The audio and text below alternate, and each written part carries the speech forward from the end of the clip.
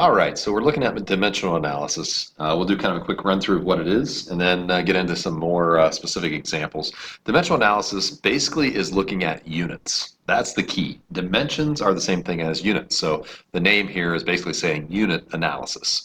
There'll be numbers, there'll be calculations, you'll use your calculator and all that kind of stuff, but these problems are really about the unit. That's the focus. And so the quicker you kind of get that understanding, I think it helps focus you in the right place. So we're going to be looking at units. You can use these to convert, dimensional analysis to convert, solve little problems. It kind of walks you through a step-by-step way to solve some of these more complicated things. The nice thing is that it's going to use known conversion factors. I've written out a list here of pretty much every conversion factor that you'll need, most of which you already know. Like, you know, there's 60 seconds in a minute. You know, there's 365 days in a year. Some of the metric stuff may still be settling in a little bit, so I included those. But basically from these, we can solve almost any dimensional analysis problem that you'll get hit with. So take a look at those. Those are the conversion factors. I'll refer to that term a lot as we're working through these problems. Let's say we have something like 23.1 miles, and I want to convert that into inches. So I'm going to kind of write that over here just so we kind of remember where we're heading. But we want to convert 23.1 miles into inches. And the way we do that is we use these conversion factors. Whatever our starting unit is, our starting measurement, which in this case is the 23.1 miles, it gets put on top of a fraction. So that's not me underlining that. That's kind of on top of a fraction bar. And then we immediately come over here and we write another fraction bar. This is the area that we will put the conversion factors. It'll get put into kind of a fraction form, and I'll show you what that's all about. It kind of works on the same principle as some of the stuff that you learned in algebra. So in algebra, if you had something like x squared over x, then you could cancel things out because you had something on top and on bottom of the fraction. So like in this case, this x cancels with one of the x's up here, and then this would kind of simplify down to just x. Same thing works with dimensional analysis is if we have a unit, we can actually cancel that whole unit out if that unit appears on the bottom of one of these fraction bars.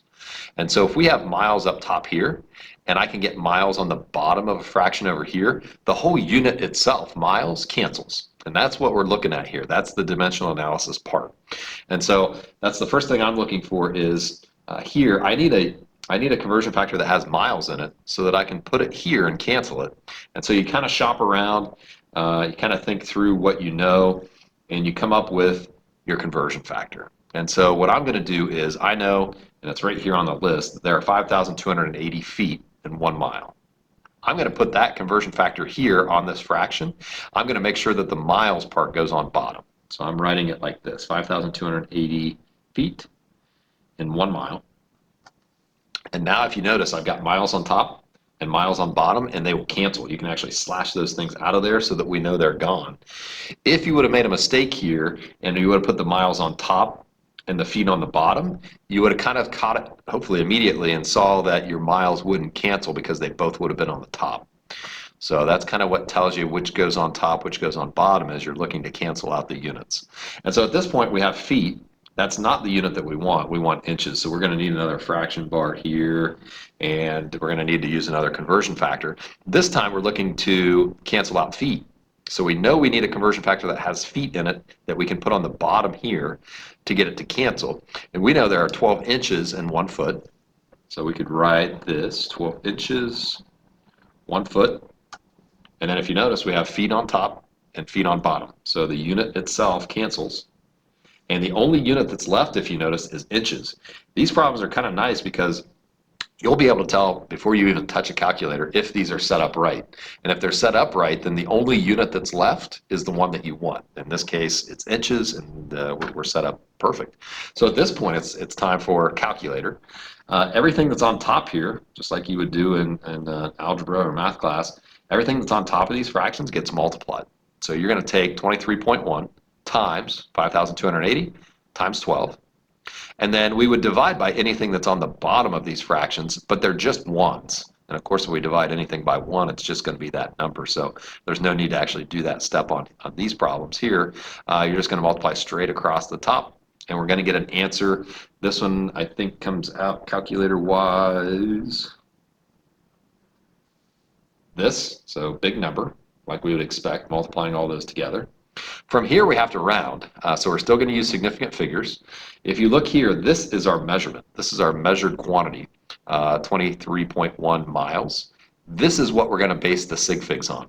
These are conversion factors. These are not measurements. So these will never play a role in sig figs, which is nice because the only place we have to look is this very first measurement right here. This has 3 sig figs. We can keep 3 sig figs in our answer, so we have to round our answer to this. And then because of all those zeros, we need to put that answer into scientific notation, keeping our 3 sig figs, so be careful with that. And also remembering now that we're talking about units. So the units become very important from this point on in the class. We have to pay attention to those as well. So you get 1 point for the right answer, 1 for the right number of sig figs, and then 1 for the correct unit over here, which is inches. Right, so that's our first one. Let's try another one. I think the examples are kind of the best way to approach some of these. Let's try a time one. What if we have 356,000 seconds? And I want to convert that all the way into years by the time we get across there. And so I wrote our measurement on top of a fraction bar. I'm going to come here and write another fraction. We're looking to eliminate the unit of seconds. So I got to think of a conversion factor that has seconds, and I know there are 60 seconds in 1 minute. I'm going to be careful the way I write that so that I get seconds on the bottom, and I get those to cancel. So boom, boom, seconds is out. Next fraction, looking to eliminate minutes. I know there are 60 minutes in 1 hour. So 1 hour is 60 minutes. And we can cancel minutes, 1 on top, 1 on bottom. And we keep going. You notice we have hours now. We're getting closer to years, but we're not there yet. I know there are 24 hours in 1 day. So 1 day is 24 hours. Cancel, cancel. And I think we can do it in 1 more. Days. I know there are 365 days in 1 year. So 1 year is 365 days.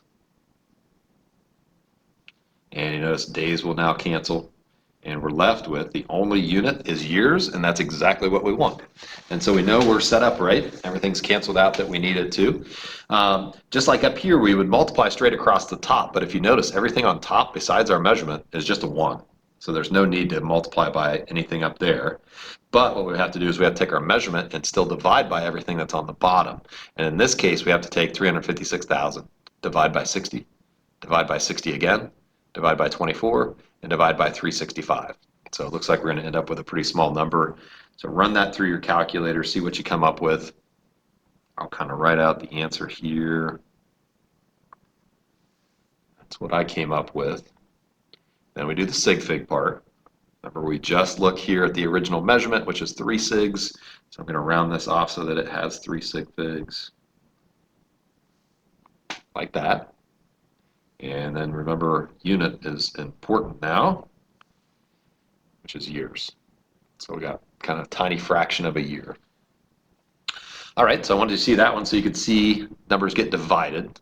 The last one that we'll do is what I would call like a more complex unit. What if we had something like this? What if we had like 70.0 mph, miles per hour? That's a rate, miles per hour. This is a more complicated unit because it actually involves 2 different units, and it has miles and it has hours. And so it's a little bit different how we're going to handle this. Anytime you're given something like this, if this would be like feet per second or kilometers per hour, kilometers per second, and you needed to convert it, you want to write this miles per hour so that it looks like this, miles per hour. That's the correct way to write it. So miles over hours. And then from there, we can kind of attack this, and we can look at each individual unit, and we can solve out each individual unit using the dimensional analysis technique. And so here's what we'll do. We've got our units split. You can pick which one you want to convert first. Let's say we're going to convert this into feet per second. So I've got feet over seconds. So if you can see, our top unit is in miles. We need it to be in feet. Our bottom unit is in hours. We need it to be in seconds. And so we really have to convert both of these. So let's just jump in. You can start with either one. I'll start with the top one. So let's try to get miles into feet. And so we come over here for our conversion factor, and we're looking to get miles on the bottom because it's on the top here. So if I can get something with miles here, it'll cancel. And conversion factor that we know is 5,280 feet in 1 mile. Our miles will cancel, slash, slash. And then look at the unit that's on the top. It's feet. That's exactly what we want. So the top's good now. Our units now are feet per hour, not what we want. So we do another fraction bar. Hours is on bottom. I want to cancel that out. I want seconds on the bottom. And so I'm going to come over here and I'm going to use a conversion factor that puts hours on the top and then something else on the bottom. So I know that 1 hour is 60 minutes. So 1 hour, 60 minutes, one of our conversion factors. And then notice we got hours on bottom and on top, so they cancel out. So right now we have feet per minute, not what we want. So keep going. Now we're looking to cancel out minutes. So we get closer to seconds. I know that 1 minute is 60 seconds.